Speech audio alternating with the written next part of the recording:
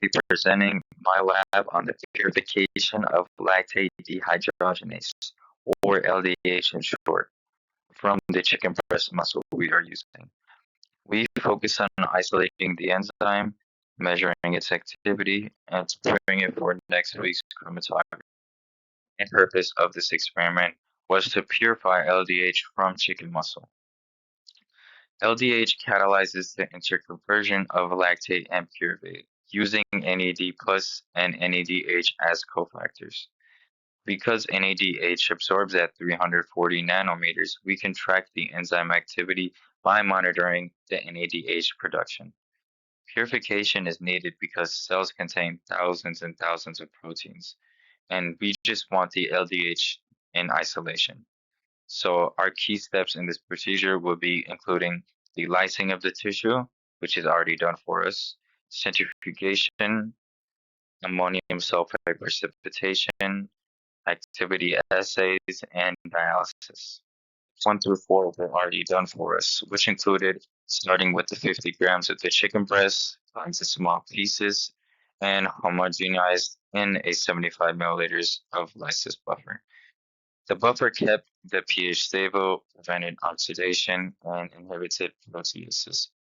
Blending was done in short bursts to prevent overheating and denaturing of the proteins that we are using.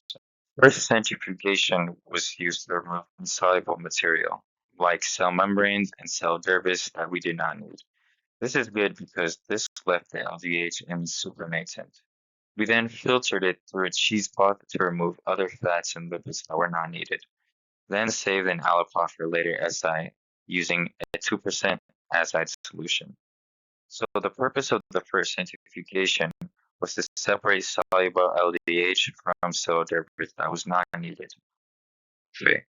We added ammonium sulfate slowly to reach 65% saturation. Specifically, we used 16.44 grams. This reduced protein solubility, causing LDH to precipitate, while many other proteins stayed soluble. After equilibration, we centrifuged again for the second time.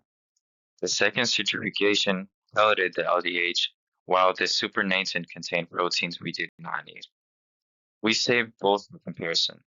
So the purpose of the ammonium sulfide precipitation was to selectively precipitate LDH out of the solution. 10 milliliters of dialysis buffer, the LDH pellet was resuspended and placed in dialysis tubing. Small molecules like salts and ammonium sulfide diffused out, but LDH stayed inside. This makes dialysis useful because it removes salts and exchanges the buffer, preparing our enzyme for next week's chromatography step. We will be using activity assay to measure our LDH activity. To do this, we created a solution with the lactate, NAD+, buffer, and the enzyme. Specifically, we use 0.6 milliliters of the lactate stock, 0.4 milliliters of NAD+ stock, and 0.2 milliliters of bicarbonate stock. And then we use the diluted enzyme sample from 1 to 100, which included 10 microliters of the enzyme and 990 microliters of water. Since LDH converts lactate to pyruvate, reducing NAD+ to NADH, and NADH absorbs at 340 nanometers, but NAD+ does not, we need to measure the activity in the spectrophometer at 340 nanometers, because this is the wavelength that corresponds to the absorption maximum of the NADH. Slope we measured for the supernatant after the ammonium sulfate precipitation was 0.0046 absorbance units per minute. This is a very small change, meaning there was very little LDH activity left in the supernatant.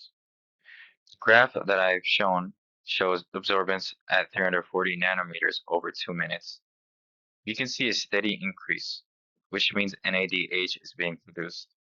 Because NADH absorbs at 340 nanometers, the rising slope confirms that the LDH activity is present.